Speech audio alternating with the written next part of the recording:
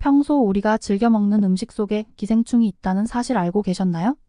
무심코 먹었던 음식 알고 드셔야 건강하게 먹을 수 있습니다.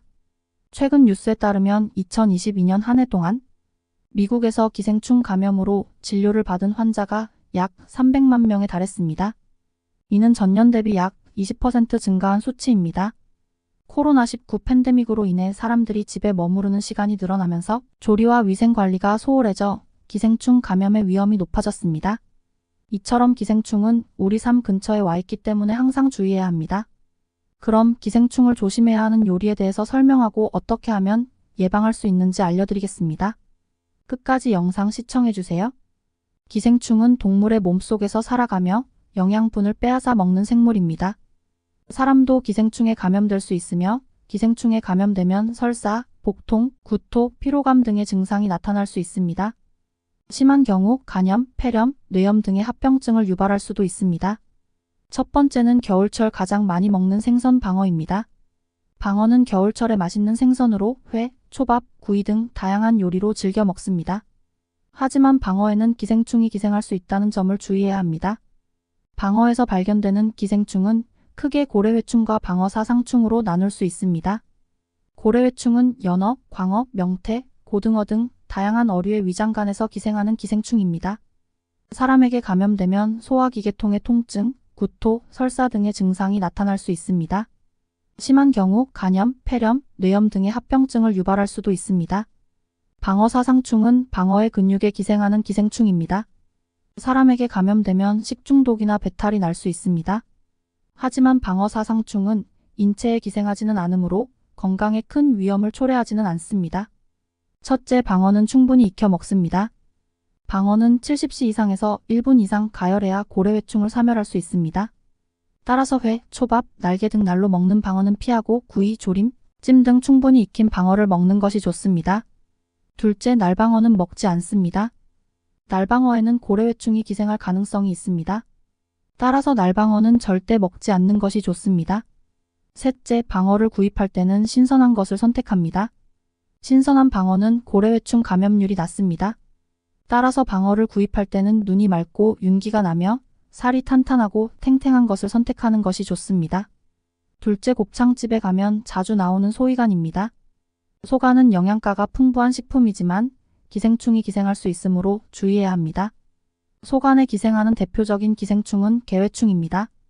개회충은 개, 고양이, 돼지 등 다양한 동물의 소장에 기생하는 기생충으로 사람에게 감염되면 폐나 간에 기생합니다. 감염되면 가벼운 몸살과 복통을 앓게 되며 심하면 백내장이나 척수염 등을 겪을 수도 있습니다. 사실 소의 간을 익혀 먹으면 크게 문제가 되지 않지만 생간으로 먹기 때문에 위험성이 배가 되는 것입니다. 소이간 곱창은 충분히 익혀 먹습니다. 소이간 곱창은 72시 이상에서 1분 이상 가열해야 개회충을 사멸할 수 있습니다. 따라서 날로 먹거나 덜 익혀 먹지 않는 것이 좋습니다. 특히 어린이, 노인, 임산부, 면역력이 약한 사람은 기생충 감염에 취약하므로 더욱 주의해야 합니다. 따라서 이들은 소이간 곱창을 먹을 때는 더욱 주의하여 충분히 익혀 먹는 것이 좋습니다. 소이간 곱창집은 위생 상태가 불량할 수도 있습니다. 따라서 음식을 먹기 전에 주방의 위생 상태를 확인하는 것도 중요합니다. 음식이 오염된 경우 식중독에 걸릴 위험이 있습니다. 세 번째는 돼지고기입니다. 돼지고기 기생충 감염은 전 세계적으로 흔한 질환입니다. 우리나라의 경우 유구조충 감염률은 1980년대에는 20% 이상이었으나 현재는 5% 미만으로 감소하였습니다. 이는 정부의 돼지고기 살처분 검사 및 도축 검사 강화, 국민들의 식육 위생에 대한 인식 개선 등의 노력 때문인데요. 돼지고기에는 다양한 기생충이 기생할 수 있습니다. 그 중에서도 가장 흔한 기생충은 유구조충과 아시아조충입니다. 유구조충은 돼지의 소장과 맹장에 기생하는 기생충으로 사람에게 감염되면 설사, 복통, 구토, 피로감 등의 증상이 나타날 수 있습니다. 심한 경우 간염, 폐렴, 뇌염 등의 합병증을 유발할 수도 있습니다. 아시아조충은 돼지의 소장과 맹장에 기생하는 기생충으로 사람에게 감염되면 설사, 복통, 구토, 피로감 등의 증상이 나타날 수 있습니다. 심한 경우 간염, 폐렴, 뇌염 등의 합병증을 유발할 수도 있습니다. 넷째, 오징어회입니다. 오징어회는 리베린 촌충과 아니사키스라는 두 가지 기생충이 기생할 수 있습니다. 리베린 촌충은 오징어의 내장이나 근육에 기생하는 기생충으로 사람에게 감염되면 구토, 설사, 복통 등의 증상을 유발할 수 있습니다. 아니사키스는 오징어, 광어, 붕장어, 고등어 등 다양한 어종의 근육에 기생하는 기생충으로 사람에게 감염되면 복통, 구토, 설사, 발열 등의 증상을 유발할 수 있습니다.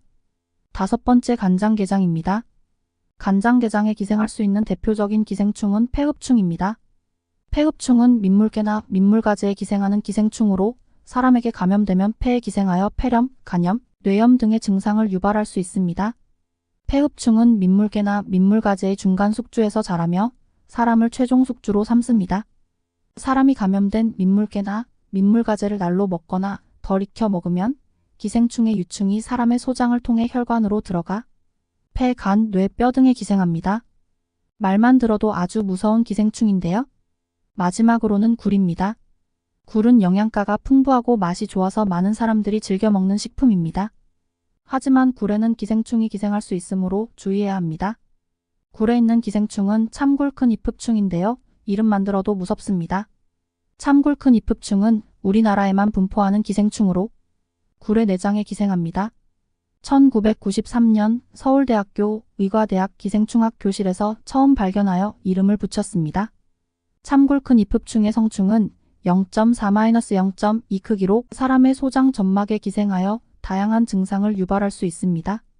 감염 초기에는 증상이 나타나지 않지만 시간이 지남에 따라 다음과 같은 증상이 나타날 수 있습니다. 굴은 충분히 익혀 먹습니다. 굴은 70시 이상에서 1분 이상 가열해야 참굴큰 입흡충을 사멸할 수 있습니다. 따라서 회, 초밥, 날개 등 날로 먹는 굴은 피하고 구이, 조림, 찜 등 충분히 익힌 굴을 먹는 것이 좋습니다. 그럼 다음으로는 어떻게 하면 기생충을 예방할 수 있는지 알려드릴게요.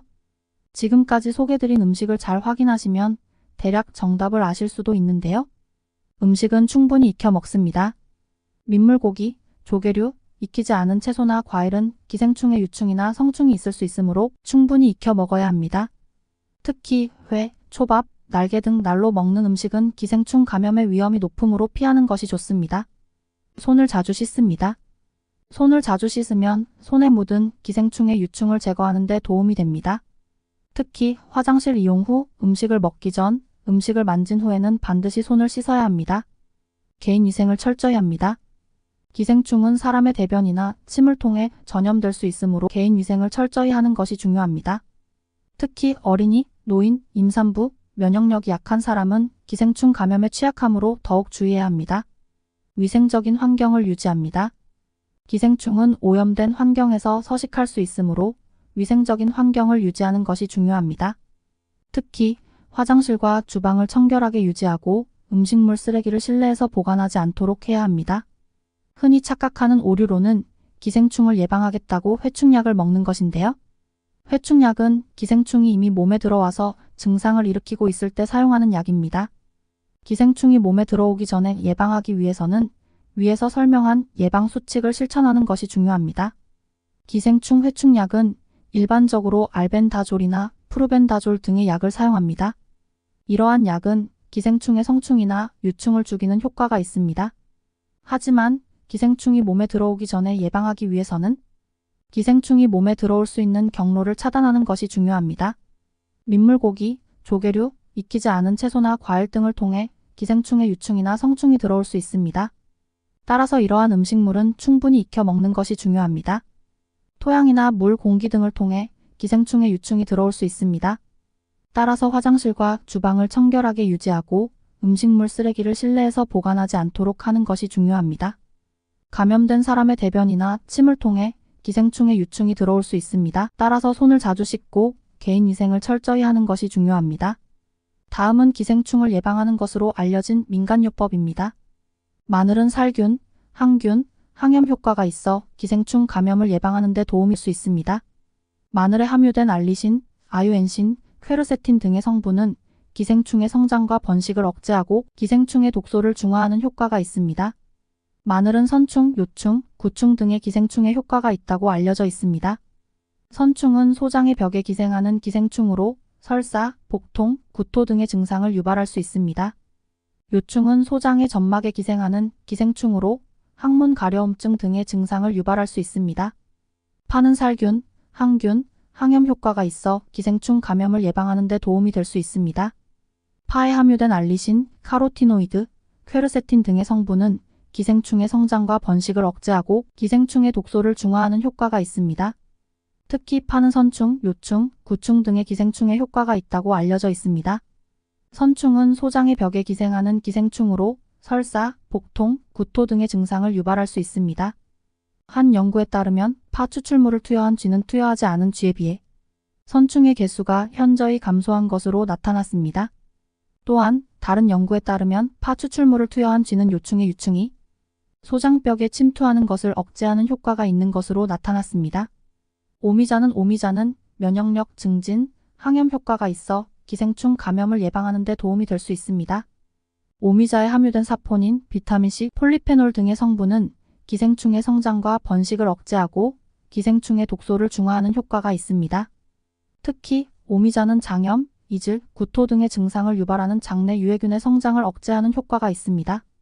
또한 오미자는 면역력을 증진하여 기생충에 대한 저항력을 높이는 효과가 있습니다. 한 연구에 따르면 오미자 추출물을 투여한 쥐는 투여하지 않은 쥐에 비해 선충의 개수가 현저히 감소한 것으로 나타났습니다. 또한 다른 연구에 따르면 오미자 추출물을 투여한 쥐는 요충의 유충이 소장벽에 침투하는 것을 억제하는 효과가 있는 것으로 나타났습니다. 이러한 민간요법은 기생충 예방에 도움이 될 수 있지만 과학적으로 증명된 것은 아닙니다. 따라서 기생충 감염을 예방하기 위해서는 위에서 설명한 예방 수칙을 실천하는 것이 가장 중요합니다. 영상 끝까지 시청해주셔서 감사합니다. 기생충 감염은 다양한 증상을 유발할 수 있는 위험한 질환입니다. 따라서 예방이 최선입니다. 위에서 소개한 예방 방법을 실천하고 정기적으로 기생충 검사를 받는다면 기생충 감염을 예방할 수 있습니다. 건강하게 먹고 건강하게 살아요? 영상이 도움이 되셨다면 구독, 좋아요 부탁드립니다.